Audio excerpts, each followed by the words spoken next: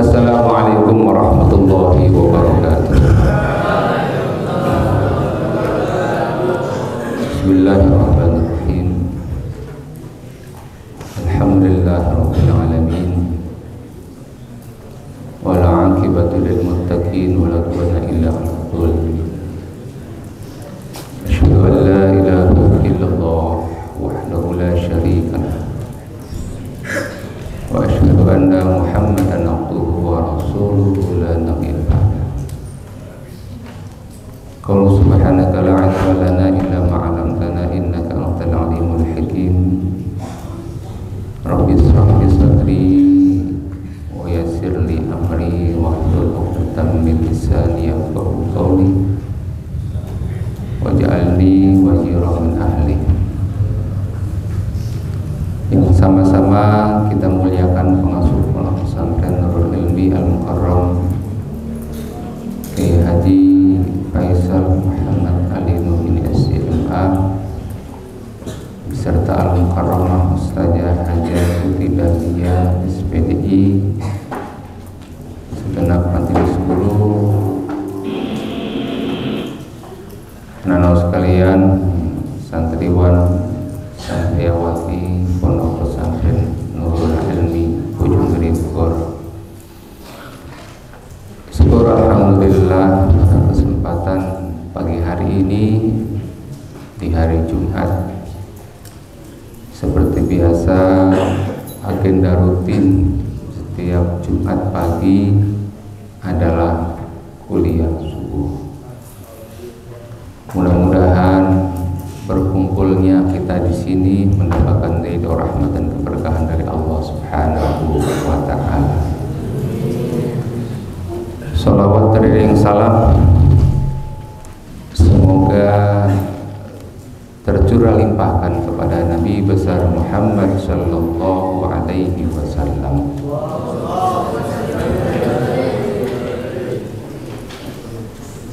Alhamdulillah, waktu berjalan begitu cepat. Tahun ajaran baru 2024-2025 sudah masuk ke bulan yang kedua. Jadi di sini sudah tidak ada santri yang baru karena sudah membaur. Tergolongnya sudah tinggal di sini sudah masuk bulan yang kedua. Makanya tidak ada yang lebay-lebay, tidak ada yang kolokan. Santri Nurul Ilmi semuanya kuat-kuat, semuanya tangguh-tangguh, semuanya tetap semangat untuk menuntut ilmu. Karena kapan lagi waktu yang tepat untuk menuntut ilmu? Dari sejak kalian kecil. Karena perbedaan menuntut ilmu, orang yang dewasa, orang yang tua, yang masih muda, yang masih anak-anak itu beda. Kalau kalian dalam menuntut ilmu biasanya cepat menangkap pelajaran. Tetapi orang yang sudah tua, yang kakek-kakek, yang nenek-nenek, ketika pengajian itu masuk telinga kanan, keluar telinga kiri. Betul apa tidak? Bedanya di situ. Kenapa? Cuma jiping. Mana jiping? Ngaji kuping, dengerin doang, sambil selonjoran, sambil ngantuk. Itu pun dapat pahala karena sudah niatnya menuntut ilmu. Kalau kalian masih semangat, masih muda, masih gagah, kalau seandainya ada yang sedang ngaji, dia nyender sambil tidur, itu berarti sudah tua, kakek-kakek alias nenek-nenek. Awas, perhatikan kanan kirinya. Kalau ada yang nyender sambil tiduran, itu berarti sudah tua. Ya, awas yang nyender di tembok ini, hati-hati. Karena yang namanya setan, ketika ada orang sedang menuntut ilmu, ada saja yang diganggu. Kalau enggak ngantuk, ngobrol. Kalau enggak ngobrol, tangannya lagi tulis, gambar-gambar. Baik di kegiatan belajar mengajar maupun pengajian-pengajian yang lain. Ya. Buku siap untuk mencatat materi yang disampaikan. Karena ini akan diperiksa ketika pemeriksaan buku.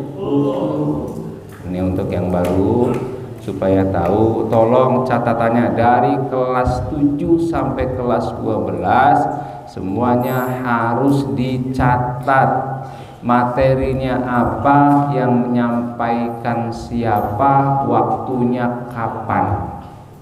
Hari Jumat tanggal 9 kalau sekarang Agustus 2024. Siapa yang menyampaikan, ditulis di situ. Jangan seperti tahun-tahun yang lalu, cuma ada 2 judul, yang lainnya kosong. Alasannya ganti buku, padahal bukunya enggak 1 buku itu. Makanya tolong semuanya tanpa terkecuali semuanya dicatat apa yang disampaikan. Ya. Pagi hari ini saya ingin mencoba menyampaikan tentang 9 ciri khas seorang santri. Ada 9 ciri khas seorang santri. Ingin tahu dari 9 ciri itu? Yang pertama adalah tawadhu. Seorang santri itu harus memiliki sifat tawadhu. Apa makna tawadhu? Rendah hati. Apa rendah hati? Tidak sombong, tidak mentang-mentang, tidak apa lagi? Tidak sok-sokan, betul. Ya, tidak mentang-mentang, tidak sok-sokan, tidak sombong. Itu namanya tawadhu. Di masyarakat yang namanya tawadhu itu harus diterapkan. Karena masyarakat tidak melihat ilmu, tapi melihat ketawadhuan dia, melihat akhlaknya. Walaupun dia profesor, doktor, kalau dia itu tidak tawadhu alias sombong, orang itu tidak akan diperhitungkan oleh masyarakat, tidak akan dilihat. Kenapa? Yang terpenting adalah kita punya sifat tawadhu. Walaupun dia pinter, walaupun dia hafal Quran 30 juz, tidak sombong, tidak sok-sokan. Contoh, ketika di masjid nggak ada imamnya. Kalau yang sombong, nggak ada yang nyuruh, langsung maju. Saya kan santri, hafal 30 juz. Saya kan santri, hafal juz 30. Itu kan bedanya cuma depan belakang doang ya. Hafal Quran 30 juz, hafal Quran juz 30. Sepintas sama, tapi berbeda maknanya. Kalau yang hafal 30 juz, berarti semua itu dia hafal. Tapi kalau juz 30 cuma 1 juz. Di Nurul Ilmi unggulannya adalah pertama tahfidz Quran 1 tahun 2 juz. Kalau itu memenuhi target minimal 1 tahun 2 juz, sudah ketahuan lulus kelas 6 sudah memiliki berapa juz? 12 juz. Itu kalau yang minimal, karena di situ menghafal Quran biasanya tergantung kemampuannya. Ada yang cepat menghafal, ada yang lambat menghafal. Ketika nanti kalian di wisuda itu disebutkan, contoh Mas Haidar asal Bogor dengan jumlah hafalan 20 juz. Nanti seperti itu akan disebutkan berapa yang dihafalkan. Yang kedua, Mumtaz Ridho asal Jakarta dengan hafalan 3 juz, contoh. Ini kan contoh. Ada juga yang hafalan 1 juz. Ya. Oleh karena itu kalian TB senior apa junior? Junior. Jangan ngobrol. Kalian harus semangat menghafal. Karena dengan menghafal itu pelajaran yang lain akan ngikutin, akan gampang. Kenapa? Dengan menghafal Quran. Dan juga dengan menghafal Al-Quran itu segala penyakit yang ada dalam diri kita itu insya Allah atas izin Allah akan sembuh. Percaya apa tidak? Karena yang namanya Al-Quran ini merupakan syifa, merupakan obat bagi yang membacanya atau yang dibacakan itu Al-Quran. Ditiupkan ke dalam air yang bening seperti ini, ya, ditiupkan dengan bacaan-bacaan Al-Quran.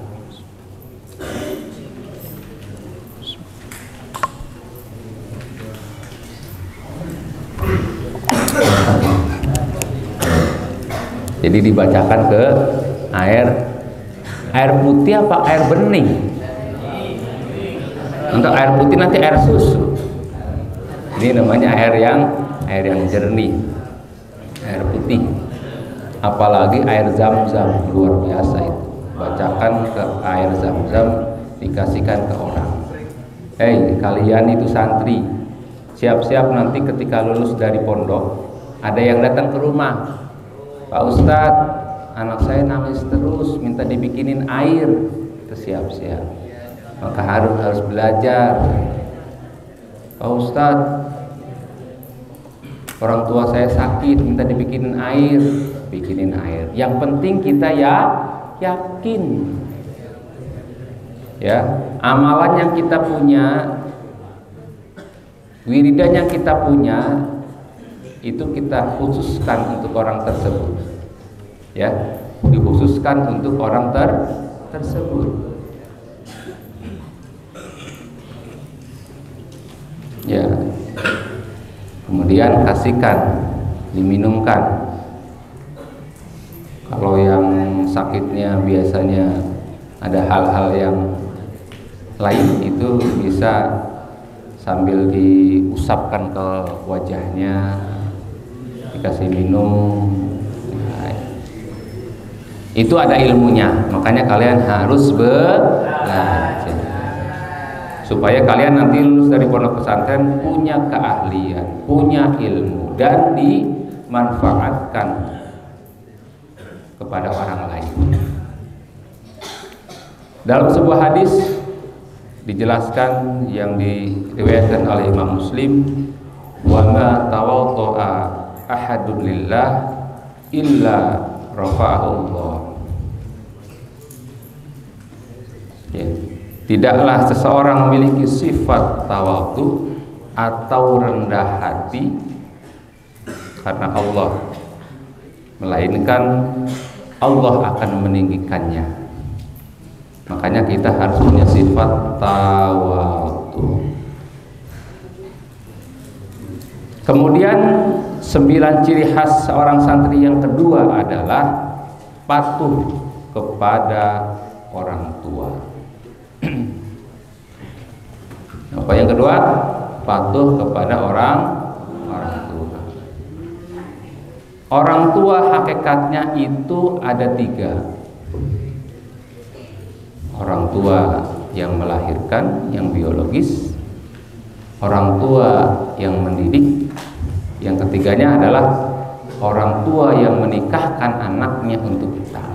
Yang ketiga kalian belum, karena masih perjaka ting-ting, perawan ting-ting ya.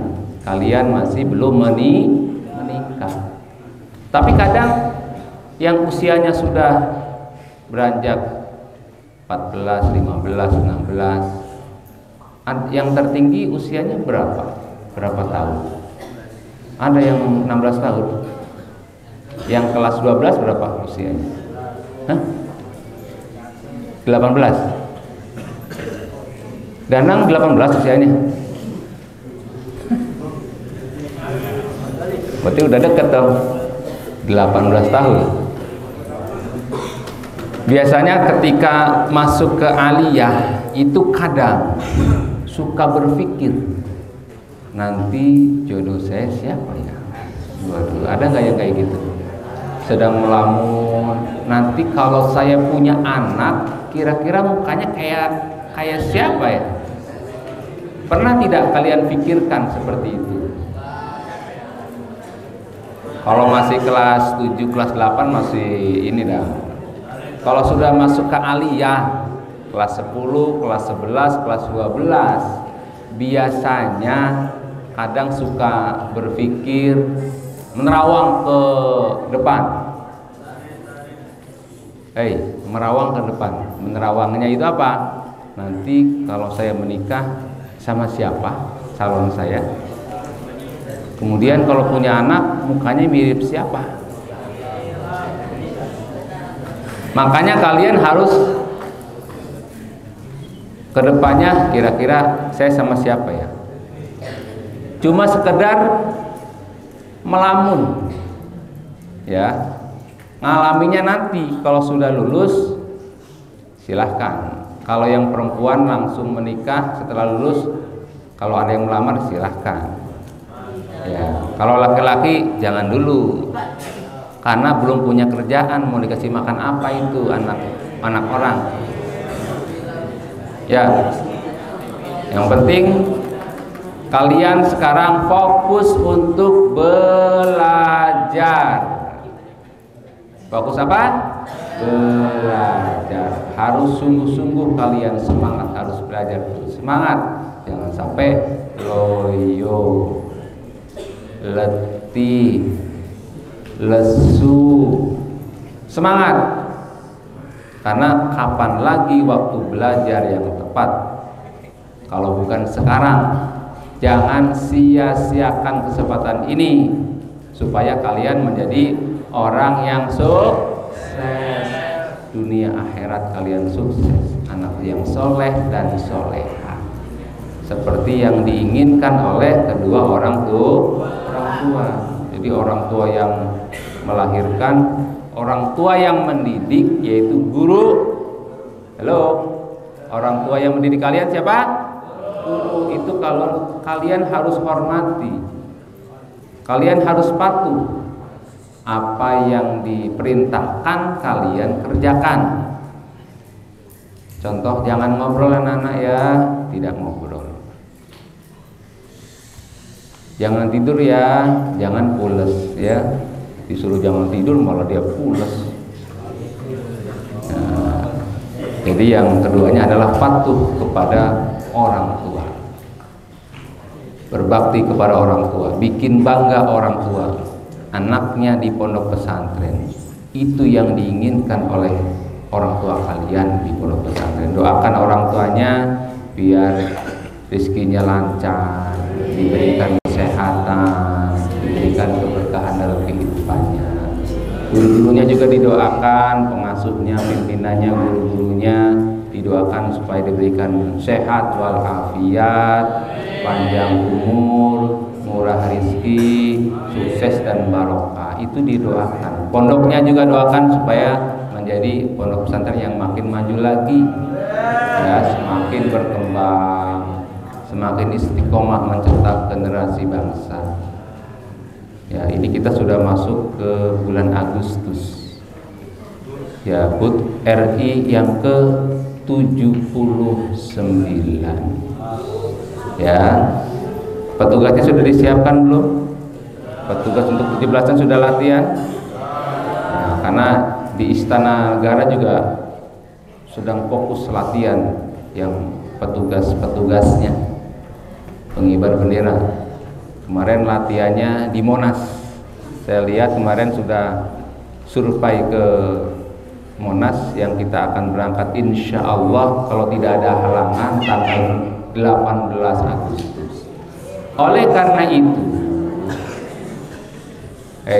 karena itu, bagi yang belum membayar untuk keberangkatan ke Bukfair dan Monumen Nasional atau Monas, segera.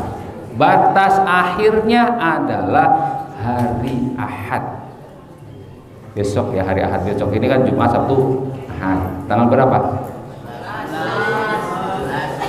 Tanggal 11. Tolong yang belum segera. Di kelas 12.2 baru 3 orang. Jumlahnya ada berapa? Waduh, ini yang kelas 12 segera nih, kasih contoh. Jangan malah kelas 12-nya belakangan, baru 3 orang yang daftar. Yang tidak ikut harus jaga pondok, nggak boleh pulang, nggak boleh dijenguk. Semuanya ini agenda rutin tahunan. Kapan lagi kalian ini literasi membaca, supaya kalian gemar membaca. Cari buku sebanyak mungkin, mumpung harganya lagi banyak diskon. Waduh, biasanya muter-muter tuh diskon. Yang banyak dicari apa di makanan, kuliner, apa buku? Kalau yang kelas 12 itu kan ini akhir. Kalian cari buku sebanyak mungkin. Jadi belanja buku sekalian apa? Refreshing ya. Habis 17-an nanti hari Ahadnya kita insya Allah kalau sudah bayar semua berangkat. Waktu ke Monas tahun kalau tidak salah awal-awal itu angkatan 1-2 itu kita ke Monas dulu. Sekarang belum ada ya, rombongan kita belum ada ya. Kita bergantian tiap tahunnya kemana saja. Kemarin kami survei ke Museum Rasulullah, ternyata belum dibuka. Saya sudah survei ke sana, ke Ancol, ternyata itu belum dibuka. Padahal informasinya sudah dibuka. Padahal itu cuma informasi ya. Kita kan cross check kebenarannya, apakah sudah apa belum. Jangan cuma mengira-ngira sampai sono masih tutup. Waduh, makanya disurvei ternyata masih belum dibuka. Karena masih belum selesai pengerjaannya. Ya, makanya itu untuk Bukfair tahun ini insya Allah kalau semuanya sudah membayar paling lambat hari Ahad itu. Yang tidak ikut berarti tidak diikut sertakan, alias bulis pondok, jaga pondok. Mau? Jaga pondok mau? Jaga pondok nggak boleh kemana-mana, bulis, jadi bulis. Mau? Berarti nggak ikut di pondok aja. Berarti tidak tahu informasi. Nah, berarti kayaknya yang ngomong tadi yang belum bayar. Ayo. Berarti yang mau itu berarti yang belum bayar. Kalau yang sudah bayar diem, nggak ngomong. Mau nggak? Mau. Itu berarti ketahuan. Nah, tadi siapa yang ngomongnya kencang berarti itu yang belum bayar. Lihatin temennya yang ngomongnya kencang, Salpeza. Siapa tadi? Salpeja, jangan bongong. Tadi siapa yang ngomongnya kencang? Mau. Kalau TB mah sudah bayar. Contoh, ya ada TB dan 2 orang temannya yang sudah bayar. Yang lainnya belum. Segera ya yang belum bayar supaya kita langsung bayar busnya. Oke. Jadi yang kedua tadi patuh kepada orang tua. Yang ketiganya takzim kepada guru. Jadi taatnya kepada orang tua.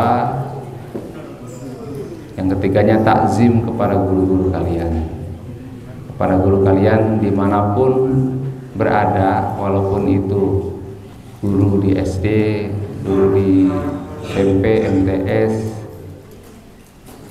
guru di TK, mungkin di PAUD, kalian harus takzim kepada beliau semua. Minta ridhonya, minta keikhlasannya, supaya ilmu yang didapatkan bermanfaat. Walaupun ilmunya banyak, kalau tidak manfaat itu nggak bakalan berkah. Betul tidak? Walaupun sedikit, kalau diamalkan insya Allah barokah ilmu itu. Balighu anni walau ayat, sampaikan walaupun cuma satu ayat, diamalkan insya Allah barokah. Tapi kalau ilmunya banyak tidak diamalkan, siapa yang tahu? Makanya perlu pengamalan ilmu kepada orang lain. Ilmu kita cuma setetes air diibaratkan di lautan, tapi ilmu Allah itu selautan, berarti tidak ada apa-apanya. Sudah setetes dibagi-bagi sedunia, dari zaman Nabi Adam sampai Nabi Muhammad. Kita kebagian berapa kira-kira? Percikan juga masih bagus. Ya mungkin kena ini doang kali, anginnya doang. Ya makanya tidak boleh sombong. Ya patah, nggak boleh tidur. Berarti kakek. Jis, lihat Jis, sampingnya Jis. Kalau ada yang nyender sambil merem berarti kakek. Kalau yang banat ada nyender berarti nenek.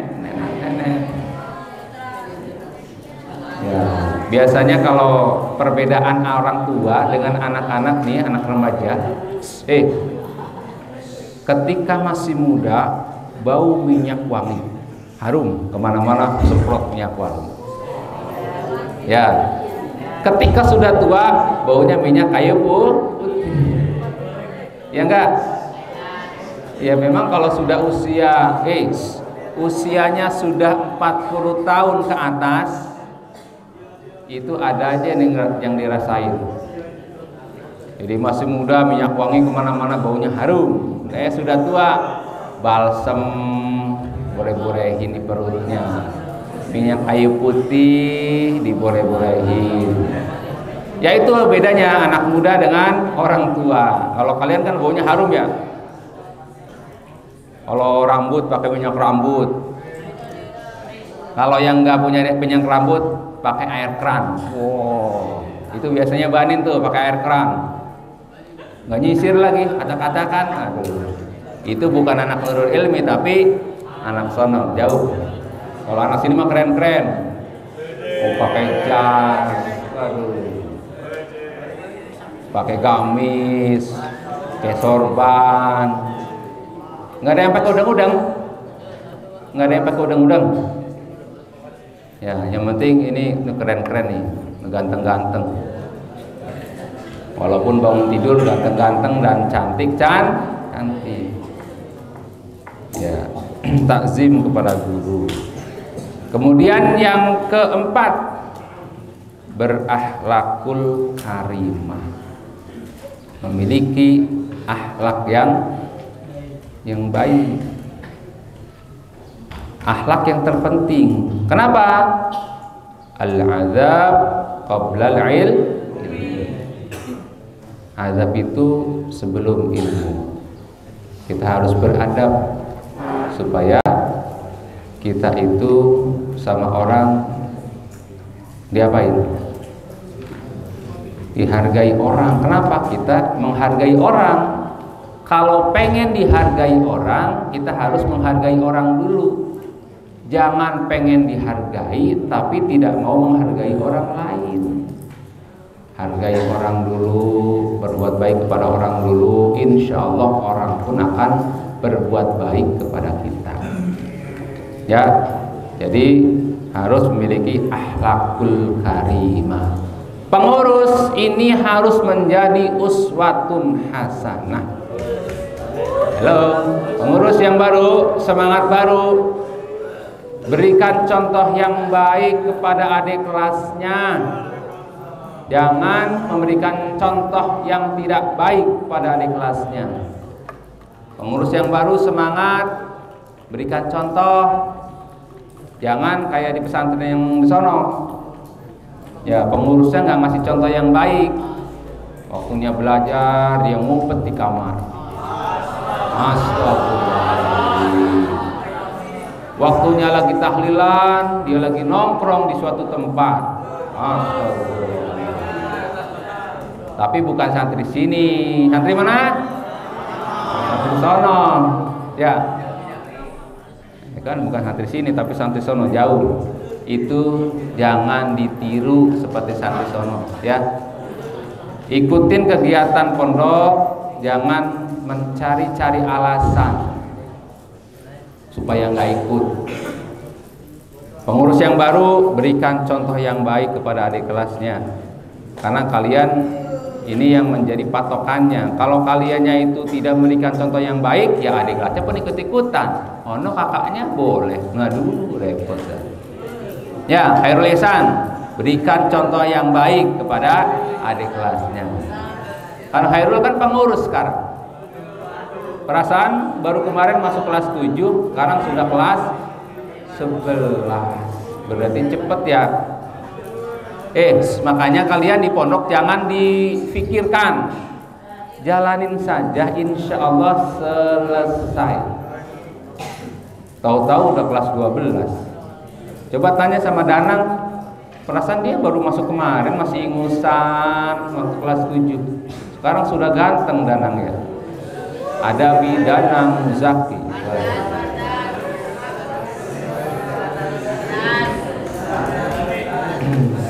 Apalagi Silmi.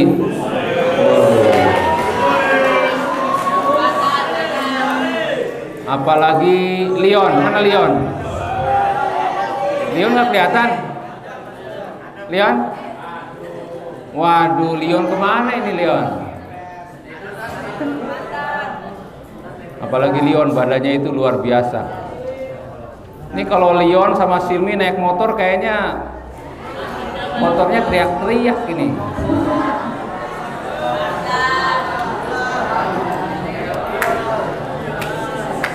Oke, kemudian selanjutnya yang kelima, ciri santri itu apa?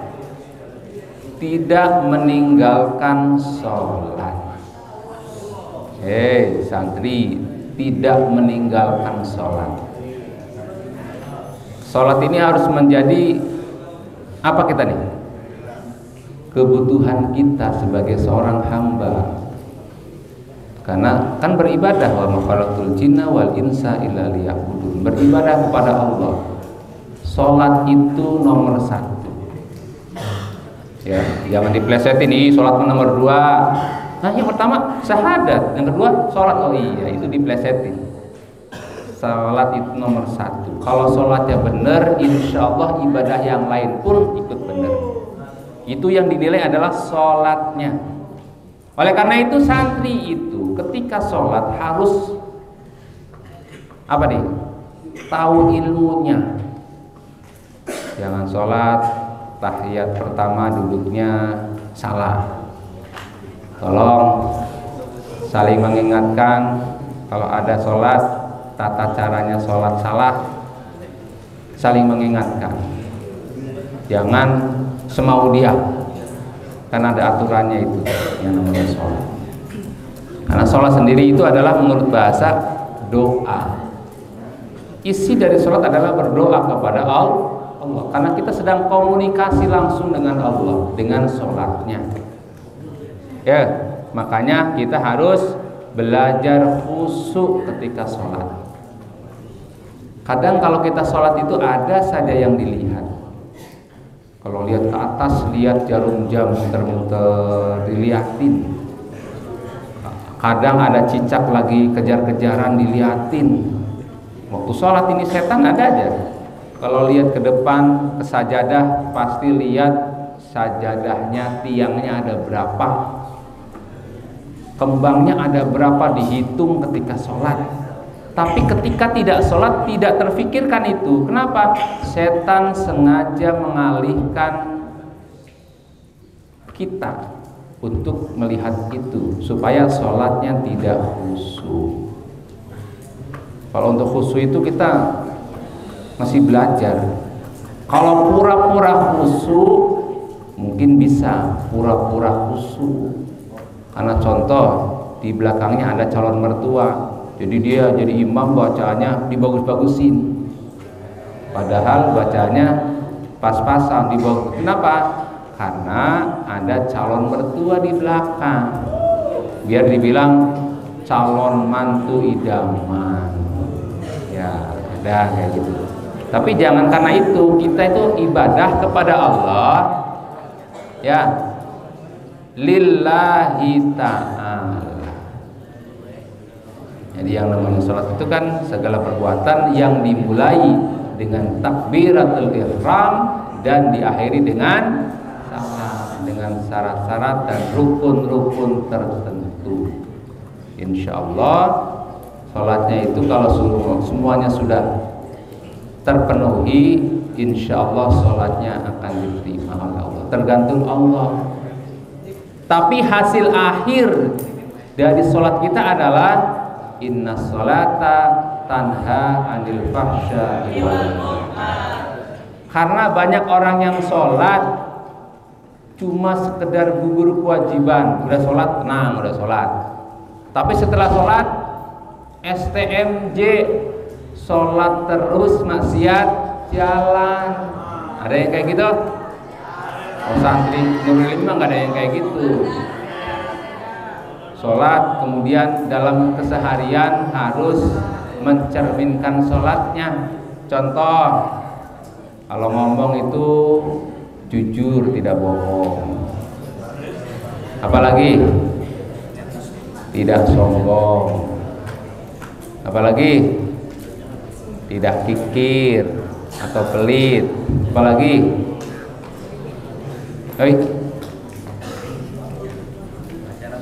tidak pacaran. Waduh, siapa tadi yang ngomong pacaran? Ya betul, tidak pacaran. Awalnya WA-WAan tuh.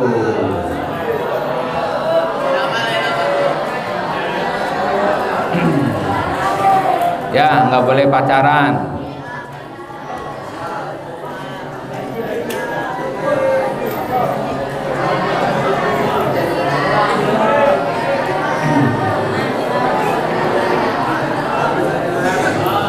Ya, jadi ciri khas seorang santri baru sampai nomor 5, sudah jam 6. Kayaknya bersambung ini ya. Lanjut apa bersambung? Ya, ini nomor 5, tidak meninggalkan sholat. Tolong sholatnya dijaga. Ya. Kemudian yang keenam adalah tidak meninggalkan bacaan Al-Quran dan wirid. Seorang santri itu harus selalu rutin membaca Al-Quran dan wirid. Setelah sholat baca wirid. Ya, laisa wirdun fahuwa kirdun. Ya, berarti yang tidak wirid ba'da sholat itu berarti kirdun alias monyet. Wirid dulu, kemudian berdoa kepada Allah. Ya. Jadi itu baca Qur'annya, hafal Qur'annya yang semangat ya. Wiridnya juga harus selalu rutin wiridnya lillahi ta'ala. Kemudian yang ketujuh adalah memiliki akidah yang kuat. Seorang santri itu harus memiliki akidah yang kuat. Jangan sampai terpengaruh oleh ajaran apapun. Di pondok pesantren diajarkan akidah. Akidah kita adalah ahlus sunnah wal jamaah. Tidak terpengaruh dengan aliran-aliran yang di luar, yang sesat menyesatkan. Makanya kita itu harus punya guru. Jangan belajar di Mbah Google. harus ada gurunya. Jangan sampai salah pilih. Salah pilih yang dibaca, akhirnya nanti akan menyimpang. Oke. Kemudian yang kedelapan adalah cinta agama, bangsa dan negara. Yang kedelapan apa? Cinta agama, bangsa dan negara. Agama kita agama Islam, negara kita bangsa Indonesia. NKRI harga mati, Negara Kesatuan Republik Indonesia, itu adalah kita. Ya, makanya kita ada yang namanya upacara.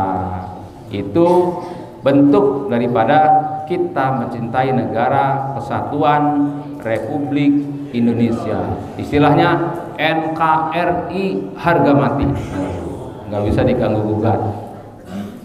Yang terakhir, menjadi orang yang bermanfaat. Yang terpenting itu kita itu khairun nas anfa'ahum linnas.